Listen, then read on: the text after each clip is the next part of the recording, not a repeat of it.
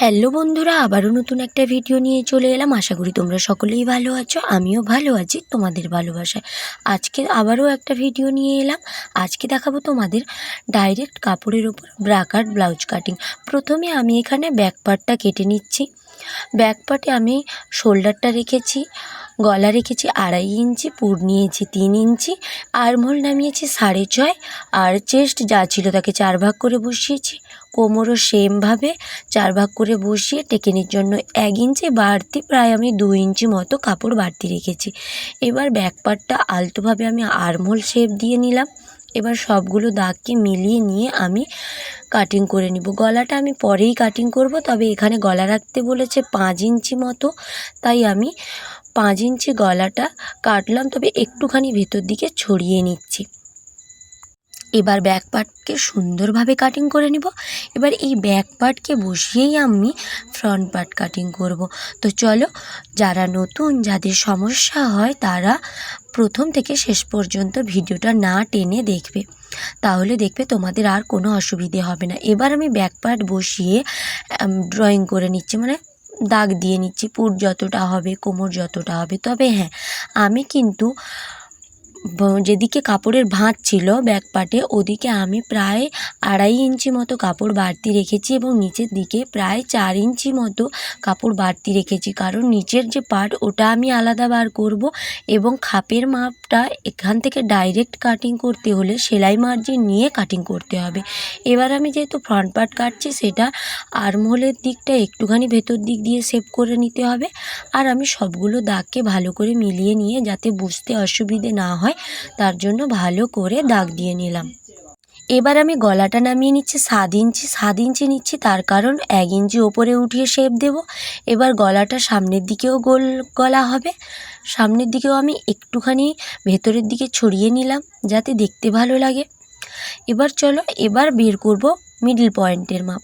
যদি কারোর মিডল পয়েন্টের মাপ নিতে ভুলে যাও বা কোনো কারণে নেওয়া হয়নি, তাহলে সেটার মাপ কিভাবে বের করবে আমি এখানে সবটাই তোমাদের বুঝিয়ে দিব।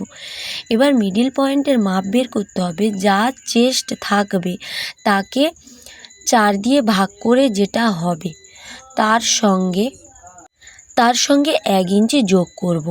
দেখো, আমি লিখেও দিয়েছি, চেস্ট ভাজিত 4 প্লাস 1 ইঞ্চি, এটাই হচ্ছে মিডল পয়েন্টের মাপ। যদি মনে হয় না পয়েন্ট কম নেওয়া হয়ে যাচ্ছে, তাহলে আরও হাফ ইঞ্চি বাড়িয়ে নিতে পারো। এবার নেব খাপের মাপ। খাপের মাপ কিভাবে বার করবে?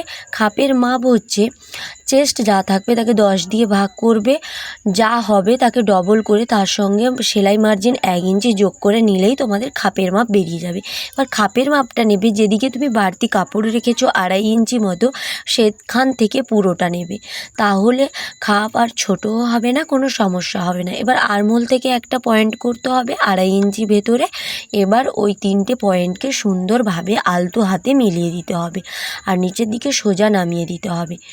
এবার এই দিকে ওঠাতে হবে। শেপ দেওয়ার জন্য আমি 1 ইঞ্চি 2 সুত করে উঠিয়েছি আর নিচের দিকে 1 ইঞ্চি করে নিয়েছি। এবার নিচের যে দ্বিতীয় পার্টটা, ওটার জন্য প্রায় 4.5 ইঞ্চি মতো নিতে হবে। দিলে দেখবে সবগুলো পার্ট সুন্দরভাবে বেরিয়ে যাবে। এটাও আছে আমার 4 ইঞ্চি। দেখো, আমার কিন্তু কোনোটাতেই অসুবিধে হয়নি কাটিং করতে, সুন্দরভাবে সবগুলো পার্ট বেরিয়ে গেছে। নিচের দিকে কাপড়টা হালকা মুড়ে আছে, যার কারণে মনে হচ্ছে যে কাপড়টা অনেকটা ছোট, কিন্তু না, আমার মাপ অনুযায়ী সবই ঠিকঠাক আছে। তো আমি এটা ডাইরেক্ট কাপড়েই মাপবো, আর একবার ভালো করে আমি মেপে নিচ্ছি যাতে কোনো ভুল না হয়ে যায়। তো তোমাদের যদি ভালো লাগে একটা ছোট্ট করে কমেন্ট করে যেও। যদি আমার ভিডিওগুলো প্রত্যেক দিন দেখতে যাও, তাহলে সাবস্ক্রাইব করে পাশে থাকা বেল আইকনটি অবশ্যই অন করে রেখো।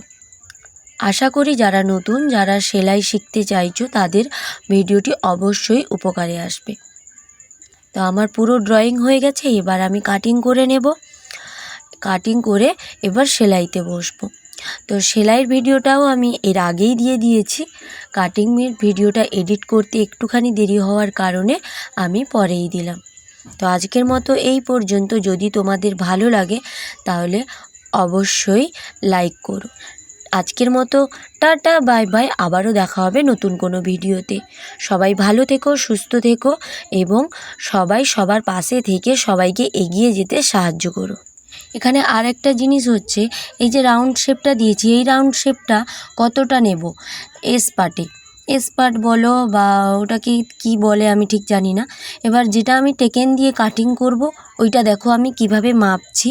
এইভাবে ঘুরিয়ে ঘুরিয়ে যতটা হচ্ছে ততটা একটা দাগ করে নিলে, পয়েন্ট দেখে নিলে কতটা হয়েছে, তারপরে নিচের দিকের পার্টটা আবার ওইভাবে বসিয়ে নিবে, দিয়ে আবার ঘুরিয়ে ঘুরিয়ে ওই দিকের পয়েন্ট করে ওখান থেকে কাট করে বাদ দিয়ে দিতে হবে। দেখো এইভাবে পয়েন্ট করলাম আর এইটা তেরছাভাবে একটু কাটিং করতে হবে, ব্যাস দিলেই আমাদের রেডি। ডাইরেক্ট কাপড়ে কেটে নিলে খুব কম সময়ের মধ্যে কাটিংও হয়ে গেল আর ব্লাউজ রেডিও হয়ে গেল।